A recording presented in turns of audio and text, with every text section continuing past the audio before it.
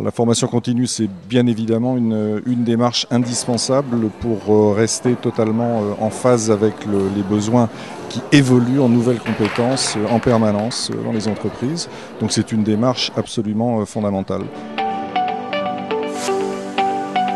C'est de croire à ce qu'il fait et de ne pas être dans le faux semblant, de ne pas être en surface des choses, mais de croire réellement qu'il peut avoir, en travaillant d'une certaine manière, un impact sur la culture de son entreprise, sur le bien-être de ses salariés, sur la manière dont l'entreprise se développe et relève ses enjeux stratégiques. Et il y en a un qui est venu me voir, qui m'a dit très gentiment, il y avait 25 directeurs à l'OCDE, et il vient me voir et puis il me dit je vais infiniment vous regretter parce que vous étiez le seul qu'on comprenait quand il parlait. Les autres, on ne sait jamais ce qu'ils pensent. Vous, on sait toujours ce que vous pensez, on sait que vous n'allez pas nous raconter de salade.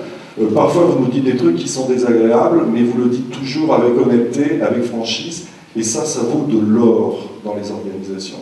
Qu'est-ce que vous avez comme valeur au fond de vous-même? À quoi vous croyez? Quand vous parlez aux dirigeants avec lesquels vous partagez tant de choses au quotidien, n'hésitez pas à lui parler de vos valeurs, de ce qui vous anime. Parce que c'est là-dessus aussi que vous allez créer une relation forte avec lui ou avec elle, et c'est à partir de là que tout va se construire. Les valeurs, fondamentalement, c'est ce que nous croyons individuellement, fort, puissant, structurant dans la vie, de manière générale, que ce soit dans notre vie personnelle ou dans notre vie professionnelle. On va prendre un exemple très concret, l'ouverture sur le monde, l'ouverture sur les autres. Quand vous rencontrez, par exemple, en situation de recrutement, des gens qui ne vous ressemblent pas, des gens qui sont totalement différents, si vous n'avez pas ce sentiment d'ouverture, si vous n'avez pas cette capacité à aller au-delà de l'apparence et aller chercher ce qu'ils ont vraiment au fond d'eux-mêmes, vous passez à côté du génie. Et essayez de garder cette fraîcheur et cette ouverture. Je dis souvent à mes collègues que si vous voyez arriver dans une série d'entretiens de recrutement Mark Zuckerberg, est-ce que vous lui donneriez du boulot?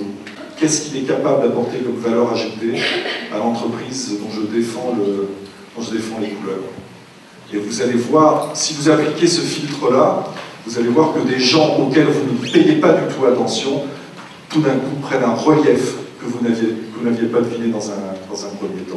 Pensez à ça, gardez votre curiosité intellectuelle. Il faut vraiment beaucoup de talent pour arriver à faire ça. Ce sont les valeurs qui permettent de prendre les bonnes décisions à tout moment et qui donnent du sens à ce qu'on fait. Et c'est pour ça qu'on est reconnu généralement dans la fonction ressources humaines.